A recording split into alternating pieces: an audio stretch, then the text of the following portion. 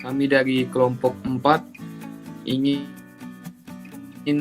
mempresentasikan pengertian dari polimerisme, inheritansi, dan enkapsulasi.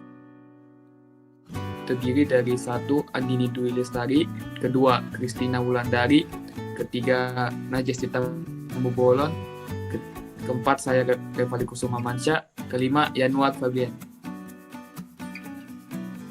Polimerisme adalah suatu kejadian ketika objek dapat mengungkapkan banyak hal melalui suatu cara yang sama. Suatu objek dapat memiliki berbagai bentuk, sebagai objek dari kelas sendiri atau objek dari superkelasnya. Dalam PBO, konsep ini memungkinkan digunakan suatu interface yang sama untuk memerintah objek agar melakukan aksi atau tindakan yang mungkin secara prinsip sama, namun secara proses berbeda.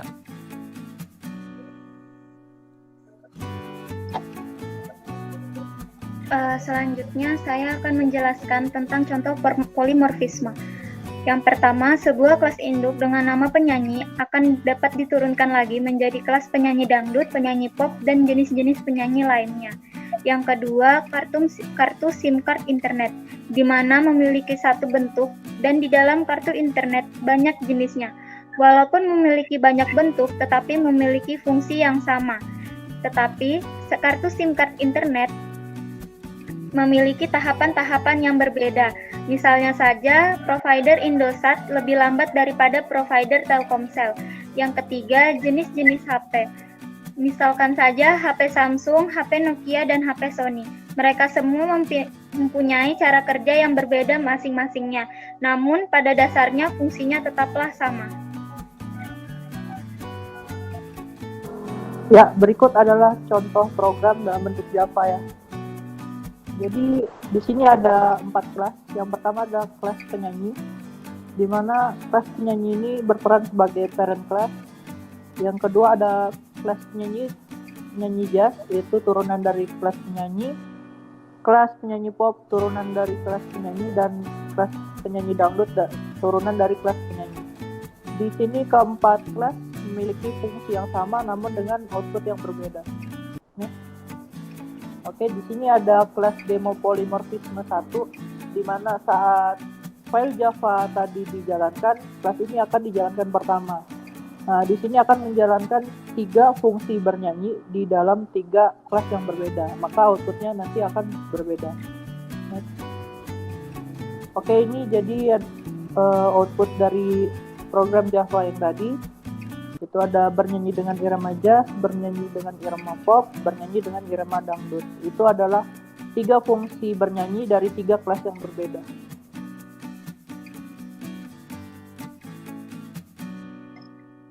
Selanjutnya, saya akan menjelaskan tentang keuntungan dan kekurangan dari polimorfisme. Yang pertama, keuntungannya, yaitu parallel development. Ketika bekerja sama dengan tim, masing-masing programmer dapat membangun kelas-kelasnya sendiri. Dengan membangun kelas-kelasnya secara individual, komponen yang sudah dibentuk kemudian dapat digabung menjadi satu kesatuan. Hal ini tentu saja menghemat banyak waktu dibanding harus membangun kelas satu persatu. Yang kedua, reusable. Ketika programmer membangun kelas-kelasnya masing-masing, bukan berarti kelas-kelas tersebut hanya dapat digunakan sekali dalam proyek itu saja. Di dalam OOP, kelas-kelas yang sudah ada dapat digunakan kembali di proyek dan development yang lain. Bisa langsung dipakai atau hanya butuh sedikit perubahan, tetapi jauh lebih efisien daripada harus membangun kelas lagi. Yang ketiga, coding lebih mudah diatur. OOP sendiri memiliki basis coding yang terpusat dan mudah di-manage.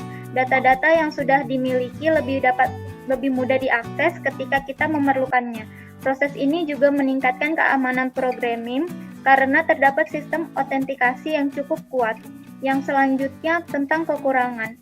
Kekurangan dari polimorfisme sendiri yang pertama adalah tidak efisien karena OOP lebih cenderung memakan tenaga CPU dibandingkan dengan yang lain. Hal tersebut tentu bermasalah baik bagi komputer-komputer tua yang kekuatannya terbatas atau masalah teknis lainnya. Yang kedua, membutuhkan tingkat manajemen data yang tinggi. Jika kita tidak cermat dalam mengontrolnya, secara otomatis OOP akan membuat sisa-sisa kode yang tidak berguna dalam jumlah besar. Ketika hal tersebut terjadi, akan sulit untuk menghilangkannya dan akan sangat membebani komputer. Yang ketiga, kemungkinan duplikasi. Proyek-proyek OOP cenderung lebih mudah untuk mendesainnya. Kelas-kelas yang sudah ada sangat fleksibel dalam implementasinya, sehingga dapat merancang proyek-proyek baru dengan cepat. Tetapi sering tidak kita sadari, hal tersebut justru membuat proyek-proyek yang kita buat akan terasa seperti diduplikat tanpa adanya inovasi lain. Jadi di sini saya akan menjelaskan sedikit tentang definisi inheritance. Inheritance sendiri adalah kemampuan untuk menciptakan sebuah kelas baru dari kelas yang ada. Jadi inheritance juga bisa dibilang warisan di mana sebuah fungsi yang dapat diwariskan ke fungsi lainnya. Jadi misalnya setiap bentuk yang ada buat diwariskan dari atau berasal dari kelas formulir yang sudah ada. Kelas yang asli dikenal sebagai kelas dasar, superkelas, atau kelas induk. Kelas yang diwarisi disebut subkelas, kelas turunan, atau kelas anak. Tentu saja kelas baru dapat diwarisi dari subkelas-subkelas yang menjadi superkelas. Bisa di next. Jadi berikut contoh program di mana person dapat mewariskan nama, alamat, umur ke dosen atau mahasiswa. Bisa di next. Berikut output dari inheritance sendiri, di mana info person, terdapat info person, info dosen, dan info mahasiswa yang nama, alamat, umurnya bisa diwariskan ke info dosen dan info mahasiswa. Saya akan menjelaskan definisi dari enkapsulasi yang merupakan suatu cara pembungkusan data dan metode yang menyusun suatu kelas sehingga kelas dapat dipandang sebagai suatu modul dan sebagai cara bagaimana menyembunyikan informasi detail dari suatu kelas atau information hiding. Dalam OOP atau Object Orientasi Program, enkapsulasi sangat penting untuk keamanan serta menghindari kesalahan pemrograman. Dan pembungkus di sini dimaksudkan untuk menjaga suatu proses program agar tidak dapat diakses secara sembarangan atau diintervensi oleh program lain. Hal yang mendasar dalam enkapsulasi ada dua, yaitu information hiding atau penyembunyian informasi dan interface to access data.